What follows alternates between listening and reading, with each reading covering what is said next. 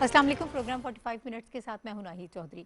नाज़रीन, हम बरसों से सुनते आए हैं कि ज़राअत जो है वो पाकिस्तान की इकॉनमी में रीढ़ की हैसियत रखती है, यानी रीढ़ की हड्डी की हैसियत इतना इंपॉर्टेंट है हमारी इकॉनमी के लिए, हमारा एग्रीकल्चर सेक्टर। लेकिन बदकिस्मती ये है कि इसको हमेशा ही इग्नोर किया जाता रहा है। जो इस्लाहात होनी चाहिए वो आज तक हमें नज़र नहीं आई हैं। और पाकिस्तान जैसा मुल्क जहाँ 12 मौसम हैं और यहाँ पर प्रोडक्शन के लिए इतने मुवाफिक हालात हैं कि बताया जाता है कि अगर किसी भी जगह पर 15 से 38 डिग्री सेंटीग्रेड दर्जा हरारत हो तो वहाँ पर कुछ भी उगाया जा सकता है। लेकिन थोड़ी सी तवज्जो देने की ज़रूरत थी।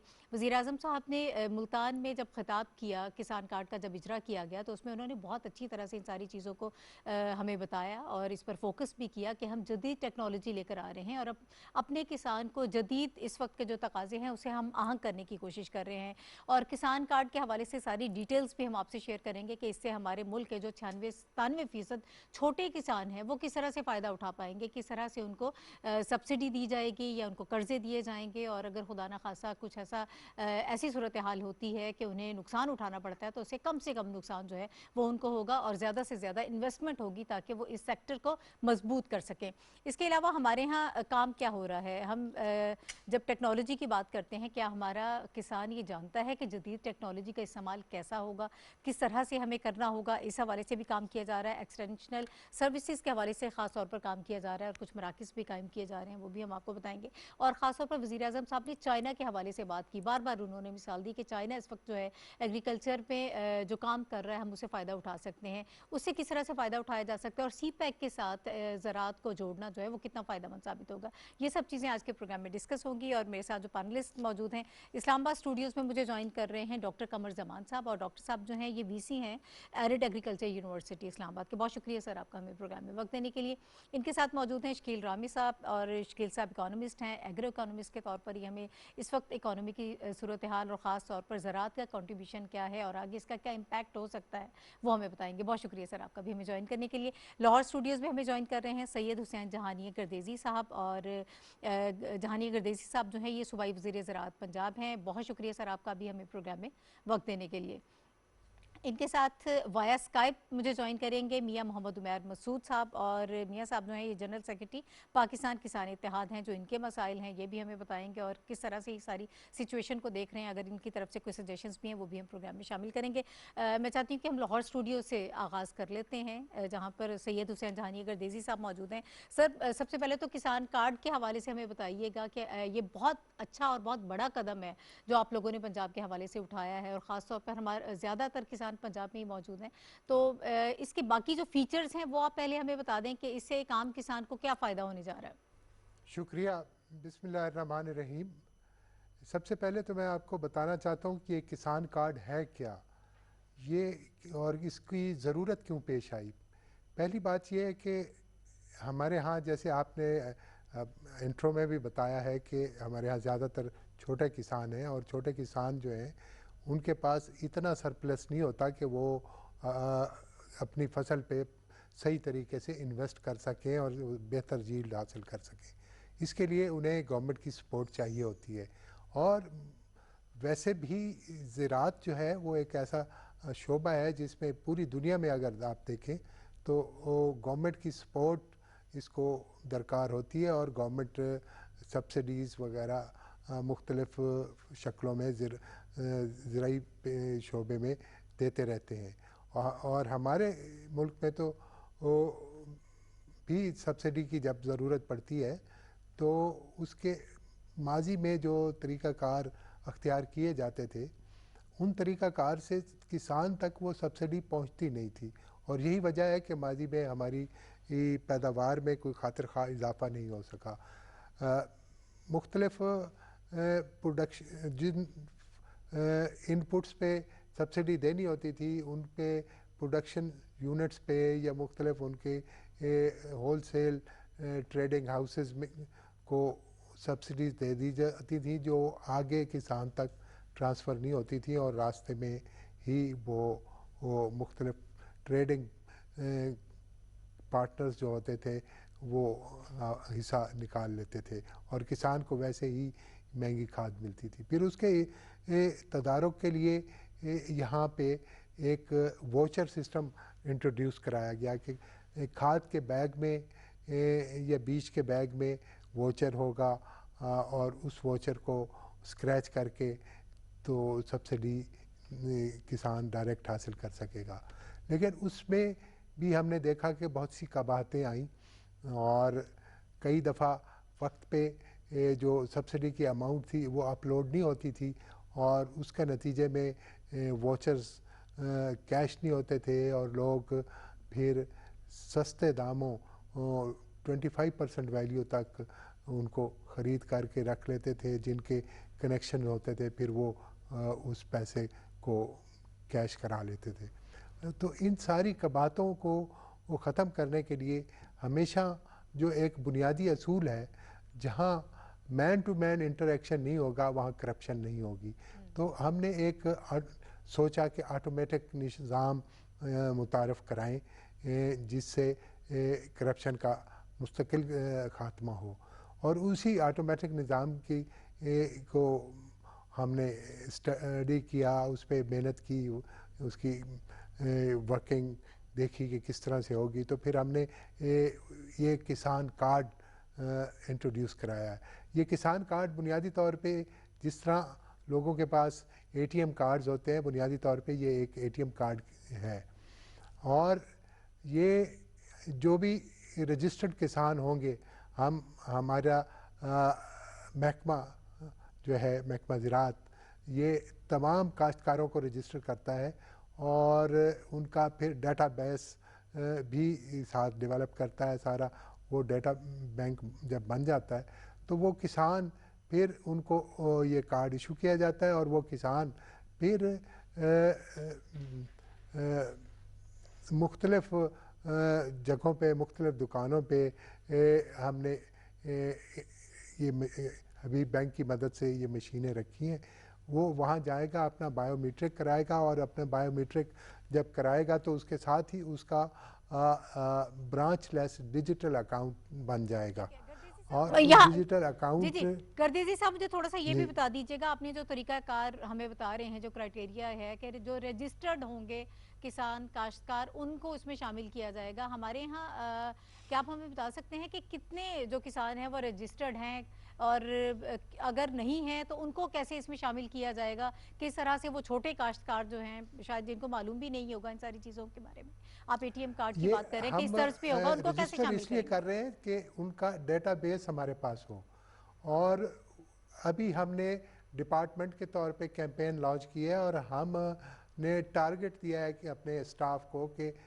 अगले क्वार्टर के अंदर अंदर हर तहसील से कम से कम 1 लाख किसान को रजिस्टर फौरी तौर पे किया जाए और ये और ऑलरेडी हमारे पास एक काफ़ी तादाद है किसानों की जो रजिस्टर्ड हैं और ये रजिस्ट्रेशन का अमल पहले से भी चल रहा था और अब अल्टीमेटली आप देखेंगे कि ये तमाम के तमाम किसान जो हैं वो रजिस्टर हो जाएंगे और उनका डेटाबेस बन जाएगा और वो हम पंजाब इंफॉर्मेशन टेक्नोलॉजी बोर्ड की मदद से उनका पूरा एक डेटा बैंक बना रहे हैं और ये किसान कार्ड जो है ये जब उसका डेटा होगा ना तो जब स्वाप करेगा एक फार्मर और या थंब इम्प्रेशन के साथ भी उसको ऑपरेट कर सकेगा, तो उसी वक्त ये जो हमारा सर्वर होगा पंजाब इंफॉर्मेशन टेक्नोलॉजी बोर्ड का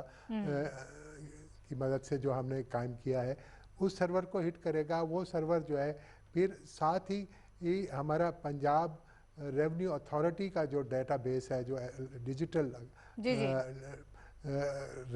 रिकॉर्ड है हमारा रेवेन्यू का, उसको हिट करेगा और मैं आपकी तरफ वापस आती हूं सर। उसके साथ ही मैं एक बात कंप्लीट कर लूँ और उसी के साथ ही ये कार्ड जो है नादरा के डाटा को हिट करेगा और तीनों के साथ 30 सेकेंड्स के अंदर हिट करके तो वो उसको एक्टिवेट कर देगा और वो किसान कार्ड फंक्शनल हो जाएगा।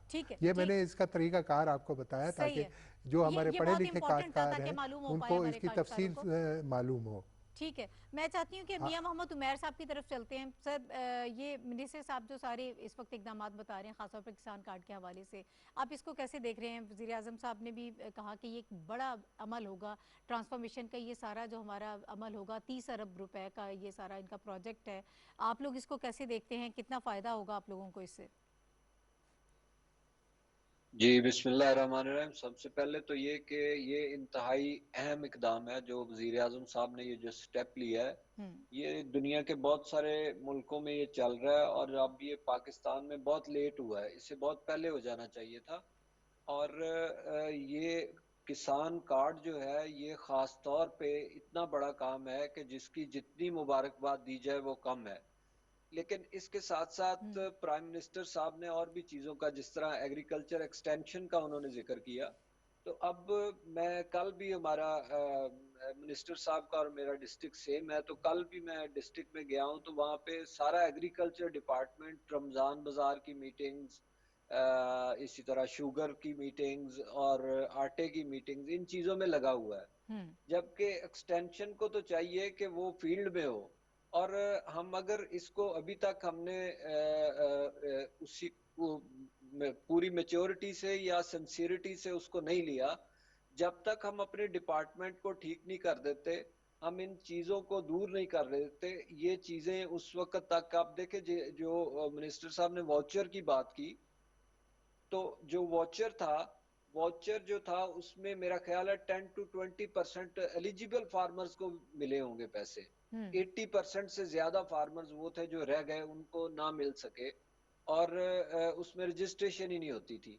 और ठीक है। इससे, और दूसरा ये है कि मेरी सजेशन ये है कि देखें, एग्रीकल्चर को एक पार्ट के तौर पे ना लिया जाए कि छोटा किसान है बड़ा, एग्रीकल्चर को एक सेक्टर के तौर पे लिया जाए कि हमने सेक्टर को बूस्ट करेंगे तो मुल्क बेहतरी की तरफ जाएगा। अब हम यहाँ पे डिवाइड कर देते हैं कि छोटे किसान को फैसिलिटेट करेंगे, बड़े को नहीं करेंगे। आप अगर इसको डिवाइड करेंगे तो फिर ये एग्रीकल्चर आपका डेवलप नहीं होगा, एक सेक्टर को सिर्फ डेवलपमेंट के लिए होगा।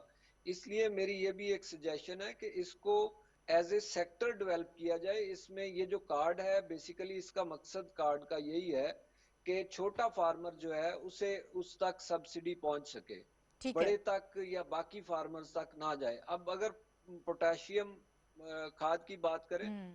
तो वो किसी और ने तो नहीं लेनी, वो लेनी तो फार्मर नहीं है। अब उसमें छोटा ले बड़ा ले, एग्रीकल्चर डेवलप होगा।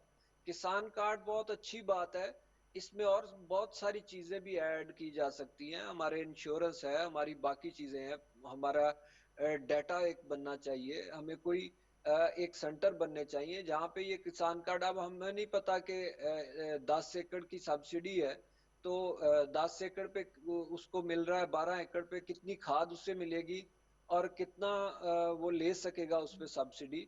और इन चीजों का तो आप क्रॉप वाइज किस तरह उसको डिवाइड करेंगे। ठीक है। फॉर ठीक है एग्जांपल उमर साहब, मैं आपकी वीट तरफ है वापस तो आऊंगी। आप सजेशंस की तरफ ही पहले आ गए। मैं मसाइल जानना चाह रही थी कि इस वक्त कौन से मसाइल हैं जो हमारा काश्तकार जो है वो फेस कर रहा है। मैं आपकी तरफ वापस आती हूँ।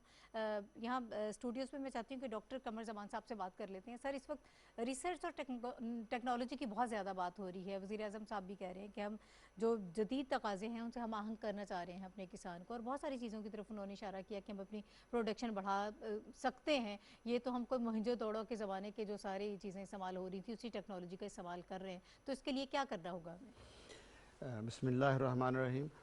जैसा कि ये हुसैन जहानिया गर्देजी साहब वज़ीर ज़राअत और उमैर साहब ने कुछ ज़्यादातर वो सब्सिडी के मतलब बात की, तो ये जो आपने रिसर्च एंड डेवलपमेंट की बात की है, और चूँकि मैं यूनिवर्सिटी का वाइस चांसलर हूँ, तो हमारे जो मिनिस्टर एग्रीकल्चर, हम दोनों एक ही यूनिवर्सिटी से पढ़े हुए हैं, ग्रेजुएट हैं, तो ये भी एक हमारी खुशकिस्मती है कि वो और प्रैक्टिसिंग फार्मर भी हैं, मसाइल को जानते हैं। और ये जो फ्यूचर है एग्रीकल्चर का, पहली बात तो ये है कि ये है ही टेक्नोलॉजी में, ठीक और है। वो भी एडवांस टेक्नोलॉजी जो है, चूँकि क्लाइमेट चेंज के हवाले से आप देख लें तो बहुत सारी चीज़ें तब्दील हुई। लेकिन ये नहीं कि ये रिसर्च हुई नहीं, रिसर्च के अदारे भी हैं, यूनिवर्सिटीज़ हैं। यूनिवर्सिटी का मैंडेट तो आपको पता है एक टीचिंग है और रिसर्च डेवलपमेंट है और वो कैपेसिटी बिल्डिंग, ट्रेनिंग करनी उनकी। तो उसमें जो है ये एडवांस टेक्नोलॉजी के हवाले से ये भी टेक्नोलॉजी का ही एक है ये हिस्सा के जो किसान कार्ड। लेकिन बात हो रही है जो हमारे जो किसान भाई हैं ये तो इन्होंने भी यही बात की कि कॉस्ट ऑफ प्रोडक्शन जो है, एक तो है प्रोडक्शन बढ़ानी, एक है कॉस्ट ऑफ प्रोडक्शन। आपने देखा होगा कि प्रोडक्शन पिछले सालों में वीट की या कॉटन की या शुगर केन की बढ़ी, जितनी बढ़नी चाहिए उतनी, लेकिन बढ़ी, कॉस्ट ऑफ प्रोडक्शन उससे ज़्यादा बढ़ी। तो सब्सिडी एक शॉर्ट टर्म हल है, लेकिन टेक्नोलॉजी के राइट टाइम पे और राइट जो क्वालिटी सीड हो, फिर उसकी मैनेजमेंट प्रैक्टिसेस जो हैं, और जितनी जिस जगह पे चाहिए, अब टेक्नोलॉजी आ गई है, ड्रोन टेक्नोलॉजी है, आर्टिफिशियल इंटेलिजेंस है, मशीन लर्निंग है। तो इसको जो है, इसमें जिन मुल्कों ने भी रिसर्च में इन्वेस्ट किया वो ही आगे बढ़े, तो उसमें इन्वेस्ट किया जाए और वो उसमें वो टेक्नोलॉजी जो हमारे मुल्क को सूट करती है, जो हर रीजन को स्पेसिफिक हो। और क्रॉप की जो बात हुई है कि बड़ा फार्मर हो या छोटा हो, तो क्रॉप स्पेसिफिक हो, टाइम स्पेसिफिक हो, ताकि जिस जगह पे जितनी इनपुट की ज़रूरत है, जो एग्रीकल्चर रिसोर्स हैं, वाइजली यूज़ किए जा सकें और उससे प्रोडक्शन भी बढ़ेगी और इन्वायरमेंटल इम्पैक्ट भी कम होगा। और अब गवर्नमेंट चूँकि दिलचस्पी ले रही है, तो हमने एयरड एग्रीकल्चर यूनिवर्सिटी में स्मार्ट फार्म के जो प्रोजेक्ट शुरू किया है, उसमें हमने वो एयरफोर्स वाले भी मिलके हम कर रहे हैं, वो हमें ड्रोन टेक्नोलॉजी में हमारी हेल्प करेंगे डेवलप करने में, और हम एग्रीकल्चर में अप्लाई करेंगे और फिर स्टूडेंट्स को और फार्मर्स को ट्रेनिंग देंगे। तो इस पे हुसैन जहानिया गर्देश कल भी एक सेशन हुआ था PND के साथ, तो वहाँ पे भी एम्फेसाइज किया और हमारी मीटिंग में भी ये होता रहा और मैकेनाइजेशन के हवाले से भी बात हुई। तो ये टेक्नोलॉजी डेवलपमेंट पे रिसर्च होनी चाहिए और इसमें मेरी ये होगा कि तीनों जो है एकेडेमिया और इंडस्ट्री, जिसमें फार्मर हैं, प्रोड्यूसर हैं, प्रोसेसर हैं, वो मिलके, और गवर्नमेंट, तो ये टेक्नोलॉजी डेवलपमेंट, फिर उसको उसमें एक्सटेंशन भी आ जाएगी, रिसर्च के महकमे भी आ जाएंगे मिलके, तो ताकि जो फार्मर और जो प्रोड्यूसर और प्रोसेसर है, मैन्युफैक्चरर है, जब तक वो साथ शामिल नहीं होगा, एक तो रियल वर्ल्ड प्रॉब्लम नहीं पता चलेंगे। आपकी तरफ आऊंगी, फिर हम ये जानेंगे कि क्या मैकेनिज्म हो सकता है, किस तरह से सबको ऑन बोर्ड लिया जा सकता है ताकि फ्यूचर में हम ज़्यादा इससे फ़ायदा उठा सकें। मुझे शकील रामी साहब, सर ये बता दीजिएगा कि इस वक्त करंट स्टेटस क्या है। हम बार बार कहते हैं कि ज़राअत जो है वो बहुत अहम है हमारी इकोनॉमी के लिए, रीढ़ की हड्डी की हैसियत रखती है। इस वक्त कितना कॉन्ट्रीब्यूशन है एग्रीकल्चर सेक्टर का? देखें, जब आप इस तरह समझ लें कि हम इसको रीढ़ की हड्डी कहते हैं, इसको अभी इसका कंट्रीब्यूशन तो कम हो रहा है। वो इस वजह से नहीं हो रहा कि इसकी प्रोडक्शन पे बहुत रहा है, इसकी वजह यह कि हमारे लाइट सेक्टर जो कि सर्विस सेक्टर्स हैं, या जो ये क्या कहते हैं हमारा इंडस्ट्री है, इसका शेयर इकोनॉमी में बढ़ा है, मगर ये उस तरह डेवलप नहीं हो सकी कि जिस तरह इसको होना चाहिए था। यानी कि पर एकड़ जो कि प्रोडक्टिविटी क्या है, पर एनिमल प्रोडक्टिविटी क्या है, वो हम एनहेंस नहीं कर सके, जिसकी वजह यह है कि हम टेक्नोलॉजी में बहुत पीछे हैं। हम क्वालिटी सीड्स नहीं प्रोड्यूस कर सके जो कि हाई यील्डिंग सीड्स हों, हम हाई यील्डिंग स्पीशीज़ को प्रोड्यूस नहीं कर सके कि जिससे हम यानी कि ज़रा दूध ले सकें, मगर जिस तरह की जो प्रोडक्ट्स हैं गोश्त ले सकें। तो टेक्नोलॉजी का जो सोल्यूशन बात की है वो बात है। अब देखिए, जब गवर्नमेंट ने अभी ये किसान कार्ड इशू किया है, इसको यानी कि जो हमें देखना पड़ेगा, इससे पहले फार्मर क्यों क्रेडिट से अवेल नहीं कर पाता था।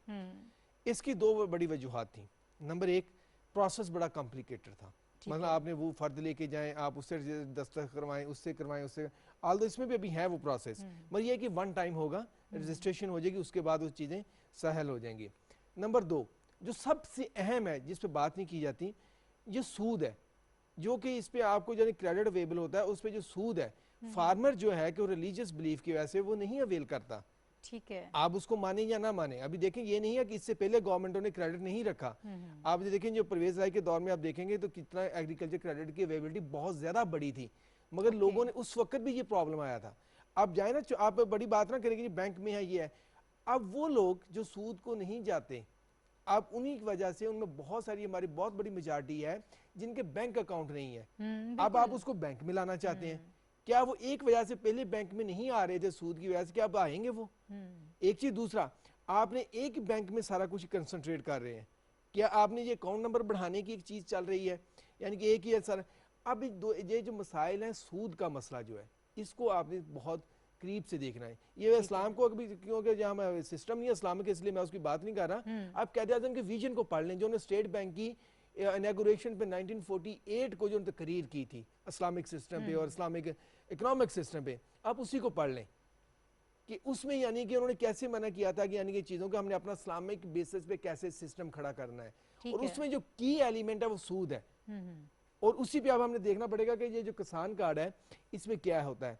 नंबर 3, जब भी बात हो रही है हमें जो सब्सिडी या ब्लैंकेट सब्सिडी देते रहे हैं, जो तीसरा बड़ा मसला था, इस बार अच्छी बात है कि ये बात कर रहे हैं टारगेटेड सब्सिडी। अब देखें टारगेटेड सब्सिडी ऐसे आपने करनी है कि ये नहीं है कि आपने दूसरे फार्मर्स को एक्सक्लूड करना है, आपने ये देखना है किसको कितनी चाहिए। मैं देखें हमारा जो कि अभी 64% जो फार्म है पाकिस्तान में वो लेस देन 5 एकड़ है। ठीक है, 5 एकड़ बात कर रहा हूँ, लेस देन 5 एकड़ 64%। अब उन फार्मर्स को आपने सब्सिडी कैसे देनी है, उसका एक अलग से कि आप उनका एक अलग से बनाए इसको टारगेटेड। मतलब आप जो 5% है मतलब इसमें जिनके लेस देन 2.5 एकड़ है आप उनको फ्री ऑफ कास्ट दें, जो कि 5 एकड़ है उनको यानी कि इससे थोड़ी सी कम करें 50 पे ले जाएं, या इस तरह जो उससे 10 तक है उसको 35 दें, जो 10 से ऊपर है उनको यानी कि 20 दें, 20% सब्सिडी दें। अब दें, मगर आप ये करें कि आपका जो स्मॉल फार्मर है, कि देखिए आपकी जो गुर्बत की बात करते हैं, बिग फार्मर गुर्बत में नहीं आता है, आप इनको भी साथ रखें। मगर और 96-97% तो आपके छोटे काश्तकार हैं। तो आप देखें, आप जो सोल्यूशन की बात करते हैं, सोल्यूशन स्टेप वाइज होता है।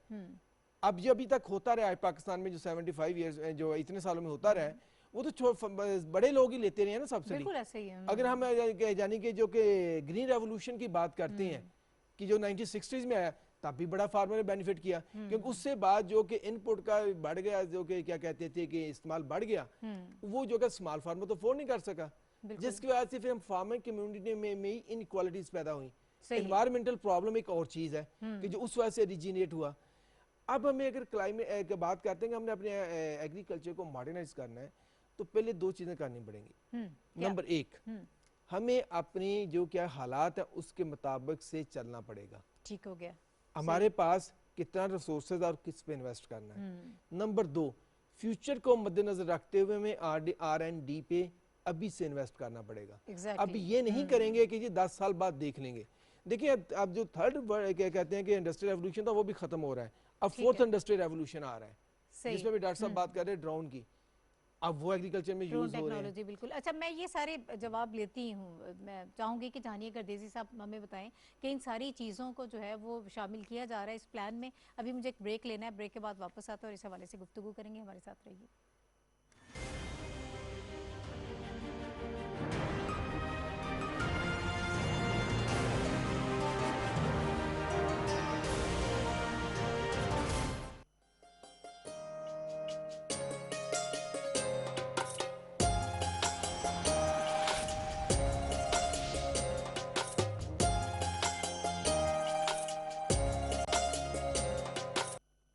मुबारक माह रमजान का दूसरा अशरा बाइस मगफरत है।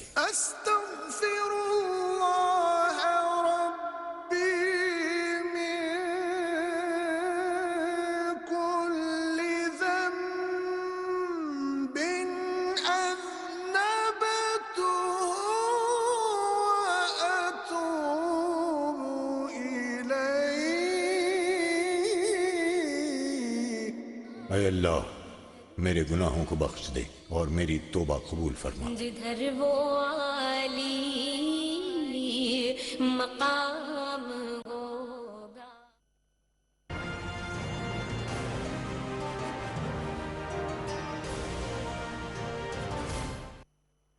Welcome back to the show. और मैं लाहौर स्टूडियोज में जाना चाहूँगी। गर्देजी साहब, सर ये मुझे बताइएगा, बहुत सारी चीज़ें हैं जो इस वक्त सामने आई हैं। उमैर मसूद साहब जो हैं वो भी कुछ उन्होंने माजी का हवाला दिया कि जो पहले वाउचर्स वगैरह दिए गए वो कुछ इतने यानी एलिजिबल लोगों को नहीं दिए गए। अब क्या क्राइटेरिया होगा, कुछ छोटे किसान और बड़े किसान की भी बात कर रहे हैं। और जो रिकमेंडेशंस इधर से आ रही हैं, शकील रामी साहब जो बात कर रहे हैं कि R&D पे हमें ख़ास तौर पर अब ज़रूर फोकस करना होगा और उस पर भी हमें अपना बजट एलोकेट करना पड़ेगा। तो सर इनको कैसे रिस्पॉन्ड करते हैं आप? पहली बात तो ये है कि अगर आप मुझे साथ साथ रिस्पॉन्ड करने का मौका देती तो वो शायद ज़्यादा बेहतर तरीके से मैं जवाब दे सकता, लेकिन अभी भी मैं 1 by 1 कोशिश करता हूँ सारे जवाबात की। और उसमें थोड़ा सा मुझे टाइम चाहिए होगा। पहली बात तो ये है कि ये यहाँ जो बात की गई है कि सब्सिडी सिर्फ छोटे किसान को दी जाती है और बड़े किसान को नहीं दी जाती, और एग्रीकल्चर सेक्टर को एज ए होल नहीं ट्रीट किया जाता, ये माजी की बात है। मैंने जब से ये कलमदान संभाला है, मैंने पहले दिन ही ये बात क्लियर कर दी थी कि हमने पावर्टी एलिवेशन प्रोग्राम नहीं चलाने, हमने एग्रीकल्चर प्रोडक्टिविटी इन्हांसमेंट प्रोग्राम चलाने हैं। और हमारा अब फोकस जो है वो तमाम के तमाम ज़िम्मेदारों पे है, ना छोटे बड़े की तफरीक जो है हमने वो कुछ हद तक ख़त्म कर दी है, लेकिन कुछ हद तक जहाँ पे छोटे ज़िम्मेदार को कुछ असिस्टेंस चाहिए होती है तो वो भी हम बरकरार रखेंगे, क्योंकि उसको वो कहीं पे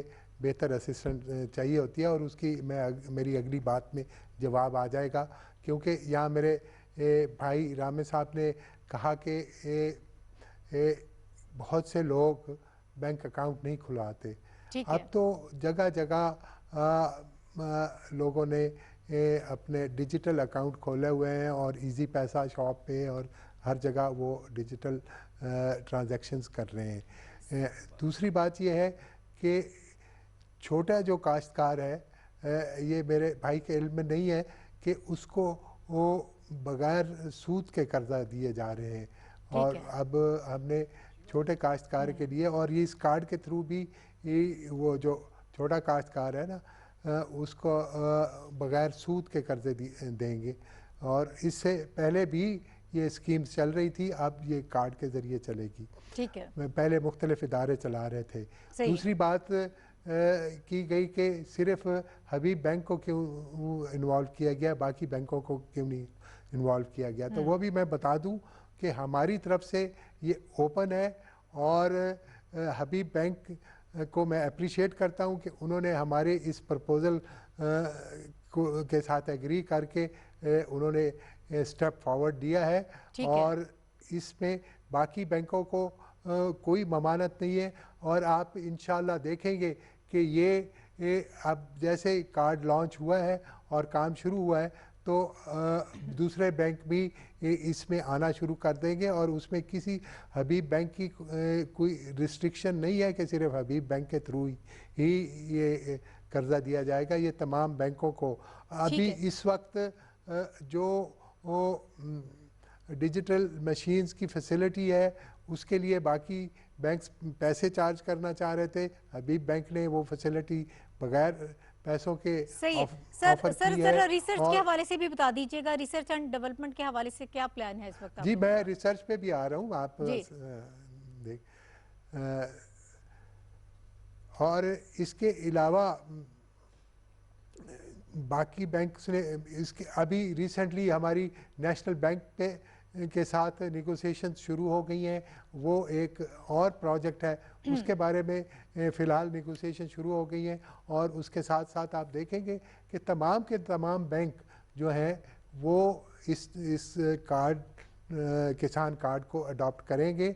और ये सिर्फ जो पहला स्टेप होता है ना, वो हमेशा मुश्किल होता है।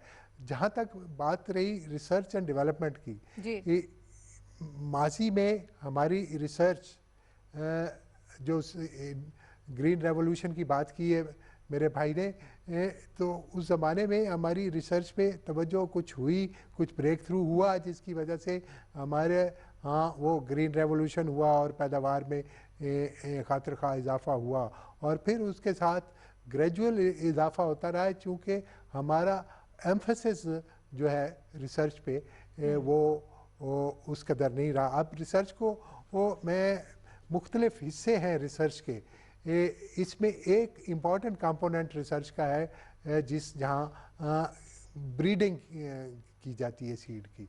तो सीड की ब्रीडिंग जो मुख्तलिफ वैरायटीज इवॉल्व की जाती हैं।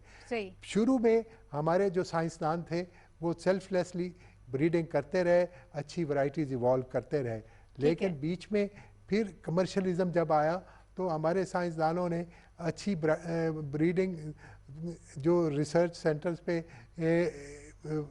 करते थे उसको सही तरह आगे लेके नहीं चले और उन्हें जल्दी जल्दी मुख्तलिफ वैराइटीज़ बना के वो प्राइवेट सेक्टर्स को लीक करनी शुरू कर दी ताकि वो भी पैसे कमा सकें। लेकिन हमने इसमें एक मेजर तब्दीली की है कि अब हमारे साइंसदान जो नई वैरायटी बनाएंगे उसकी उनको रॉयल्टी मिलेगी और उस रॉयल्टी की बुनियाद पे उनको एक तो फाइनेंशियल जो एक इशू था वो उनका सेटल हो जाएगा और दूसरा इंटेलेक्चुअल प्रॉपर्टी राइट्स जो हैं उनको भी हम अब प्रोटेक्ट करेंगे और उसकी वजह से किसी का बीज कोई चोरी करके नहीं दे सकेगा। बल्कि हमने पंजाब में यही रिसर्च को क्या या सीड सेक्टर को डेवलप करने के लिए मैंने यहाँ मैंडेटरी कर दिया है कि कोई वैरायटी नई वैरायटी जो भी रजिस्टर होगी वो अपनी डीएनए और फिंगर प्रिंटिंग के साथ रजिस्टर होगी ताकि उसमें 0% में मिलावट हो सके। इसके अलावा रिसर्च के बहुत से और इश्यूज हैं। वक्त थोड़ा कम रह गया, मुझे और भी बहुत सारी चीजों पर बात करनी है आपसे। मैं दोबारा आपकी तरफ वापस आऊंगी, कुछ और भी पॉइंट्स हैं जो आपसे हमने समझने हैं। मैं चाहती हूँ कि उमैर मसूद साहब की तरफ चलते हैं। उमैर मसूद साहब, आपने जो पॉइंट्स रेज किए थे उसका जवाब दे दिए मिनिस्टर साहब ने। मुझे ओवरऑल थोड़ा सा ये बताइएगा कि इस वक्त सिचुएशन क्या है, जो एक हमारा आम काश्तकार है वो किस किस्म के मसाइल फेस कर रहा है, किस तरह से अगर गवर्नमेंट उसको हेल्प आउट करना चाहती है, असिस्ट कर रही है, एक इतना बड़ा प्लान तरतीब दिया गया है, तो उससे किस हद तक उसके मसाइल हल हो पाएंगे? जी, पहले तो मैं रिसर्च पे थोड़ी सी बात करना चाहूंगा। सर वक्त बहुत कम है, जरा मुख्तसर में चाहूंगी कि इस पे बात कर लें। जी, बस रिसर्च पे ये है कि नंबर एक तो इनसे पूछा जाए कि 30-40 साल में कितनी रिसर्च हमें दी गई है। दूसरे नंबर पे जितने रिसर्च के साइंटिस्ट हैं अगर कॉटन के हैं तो वो 2.5 साल हुए उनको भी आए हुए। आप अब की बात करें ना, मुझे ग्राउंड रियलिटी अभी बताएं ना, करंट स्टेटस क्या है सर? ग्राउंड रियलिटी उसमें ये है कि अभी तक हमें सीड अच्छा नहीं मिला काश्तकार को, जब तक अगर कॉटन इसी वजह से फेल है। दूसरा पॉलिसी जो है वीट की, अगर वीट की पॉलिसी आप ये रेट कास्ट करने से पहले देते तो आज शायद सिनेरियो और बहुत ज्यादा चेंज हो जाता। उसके अलावा अभी जो काश्तकार को जरूरी चीजें हैं, हमें इलेक्ट्रिसिटी पे सब्सिडी खत्म कर दी गई है। हमारा इलेक्ट्रिसिटी का बिल जो है वो दुगने से भी ज्यादा हो गया ट्यूबवेल का। ठीक है। और इसके साथ साथ हमें फ्यूल पे भी महंगा हो गया, उसकी वजह से भी हमारे अखराजात बढ़ गए। इसी तरह सीड के इशू हैं, पेस्टिसाइड्स के इशू हैं। पेस्टिसाइड्स 200-300% पिछले 3-4 साल में बढ़ गए हैं। और गो के इस गवर्नमेंट में रेट बेहतर हुए हैं फसलों के, मैं इससे इनकार नहीं करता, लेकिन मसाइल भी उसी तरह ज्यादा हो गए हैं। और हम ये रिक्वेस्ट करेंगे कि हमारी जो इन मसाइल को भी खास तौर पे तवज्जो दी जाए जो सब्सिडी से अलहदा है, यानी इलेक्ट्रिसिटी का है, इसी तरह बाकी चीजों के हैं। कुछ लोगों ने मार्केट में जाली दवाइयों का सिलसिला बहुत आम है, उसका कोई कंट्रोल नहीं है। तो इन चीजों को काइंडली, जाली सीड का हमने बहुत इशू रेज किया। अब एक तरफ फेडरल गवर्नमेंट है, दूसरी तरफ प्रोविंशियल गवर्नमेंट है। फेडरल वाले कहते हैं प्रोविंस देखेगी, प्रोविंस कहती है फेडरल देखेगा।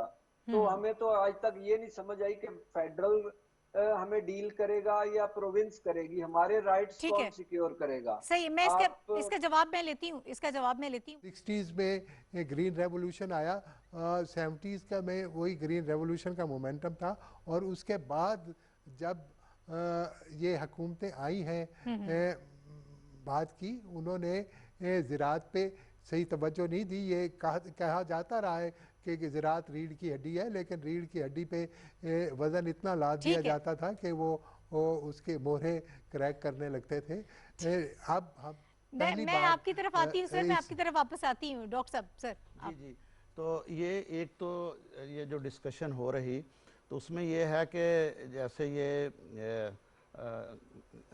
हुसैन जहानिया गर्देजी साहब भी और अपना रामेश साहब ने भी ये कहा कि जब तक हम इसको इंडस्ट्री के तौर पर नहीं लेंगे तो, और उसमें ये इंडस्ट्री के जिस तरह पर एकड़ यील्ड की बात हो रही, एक है यील्ड एनहांसमेंट, वो बड़ी ज़रूरी, एक है उस पर कॉस्ट ऑफ प्रोडक्शन कितनी है, वो भी जिस तरह उन्होंने कहा कि मसाइल बढ़े वो कॉस्ट ऑफ प्रोडक्शन बढ़ी।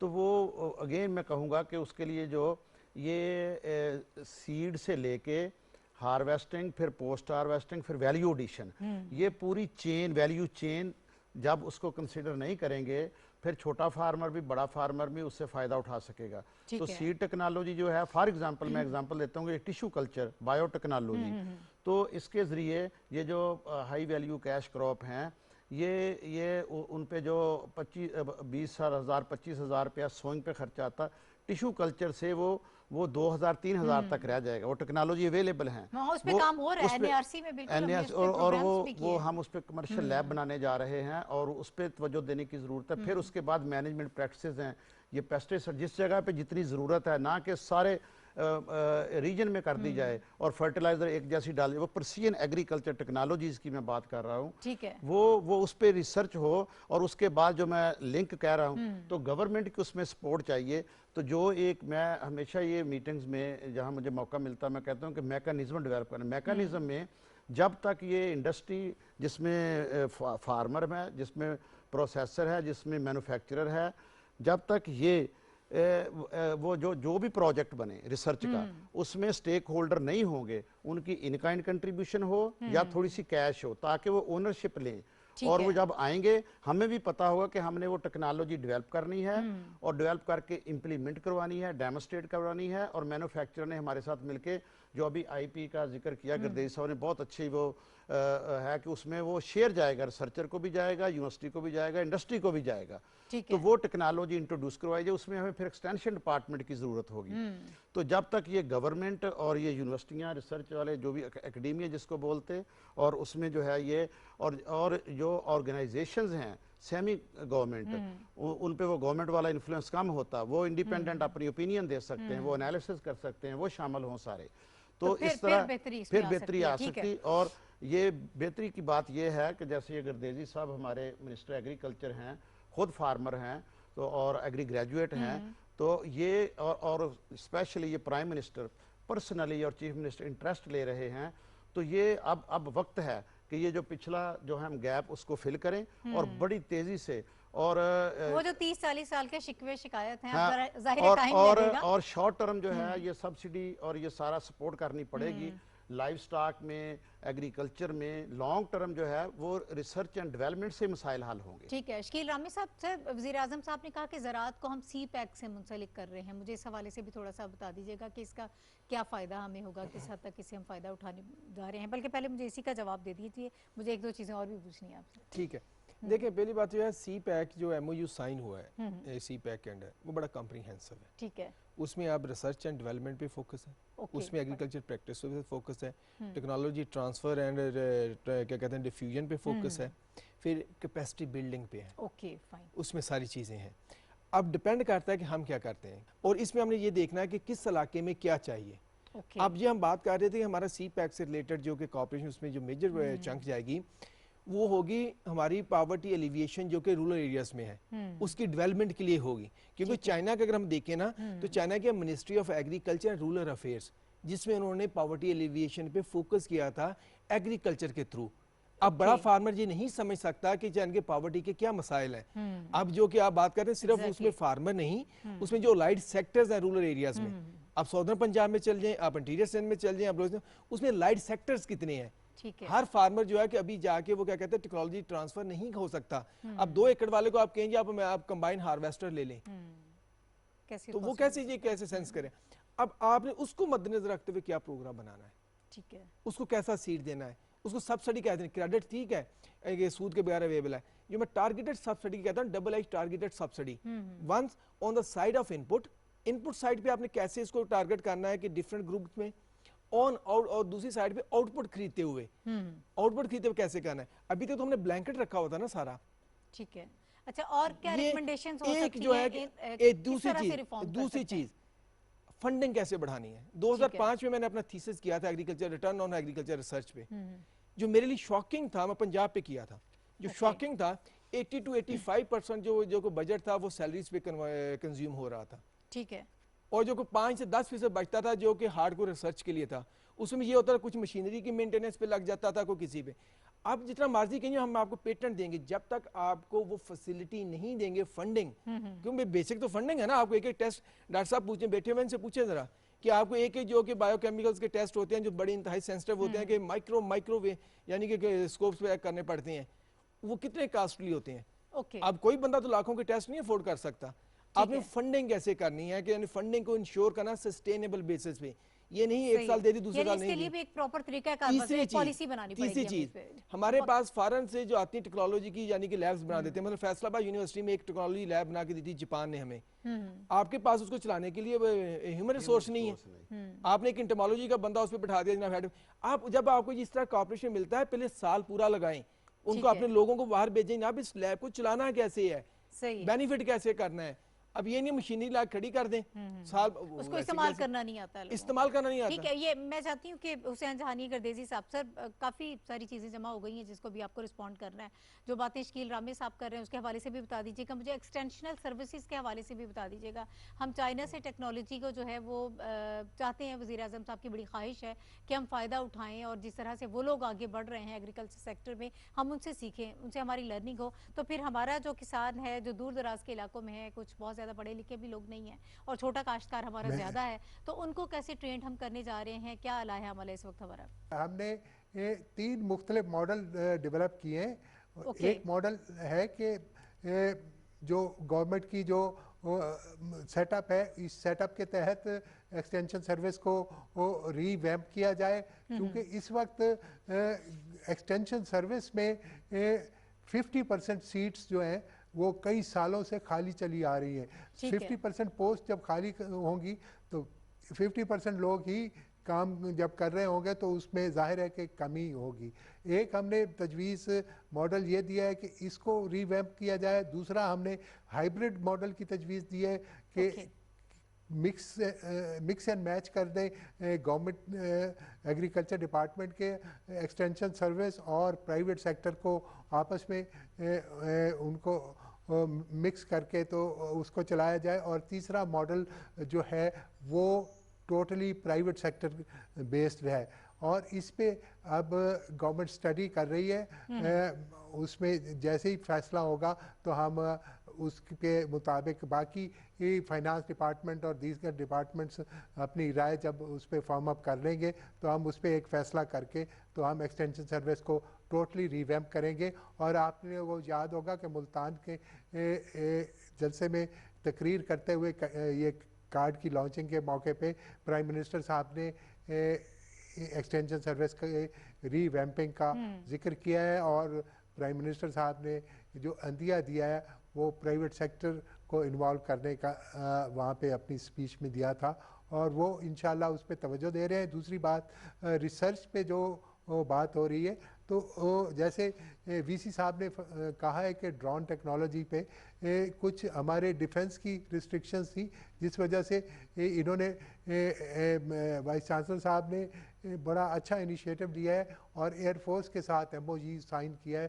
ताकि एयरफोर्स की निगरानी में हम एग्रीकल्चर सेक्टर में ड्रोन इस्तेमाल कर सकें। आर्टिफिशियल इंटेलिजेंस के लिए मैंने पंजाब का एग्रीकल्चर रिसर्च बोर्ड जो है उसको ख़ास तौर पे हिदायत दी है कि इस एनुअल डेवलपमेंट प्रोग्राम में आप आर्टिफिशियल इंटेलिजेंस का एक प्रोजेक्ट लेके आए कि आर्टिफिशियल इंटेलिजेंस को हम एग्रीकल्चर में कैसे यूज़ कर सकते हैं और इसके अलावा बाकी रिसर्च के जो प्रोजेक्ट्स हैं उनके बारे में भी शुरू में वाइस चांसलर साहब ने भी उसका जिक्र किया है कि कल ही हमने Punjab planning and development board में एक वेबिनार किया है और हमने मुख्तलिफ काश्तकारों से भी मुख्तलिफ टेक्नोक्रेट से भी वाइस एकेडमिया से भी राय ली है कि हम नेक्स्ट ADP इस तरह से बनाएं कि हमारी रिसर्च पे प्रायोरिटीज़ क्या हो, किस तरफ फोकस हो और ताकि हम ज़राअत को तरक्की दे सकें। बहुत शुक्रिया सर, बहुत शुक्रिया आप सब मेहमानों का जो हमारे साथ शरीक गुफ्तगू रहे। नाज़रीन, किसान कार्ड के हवाले से हम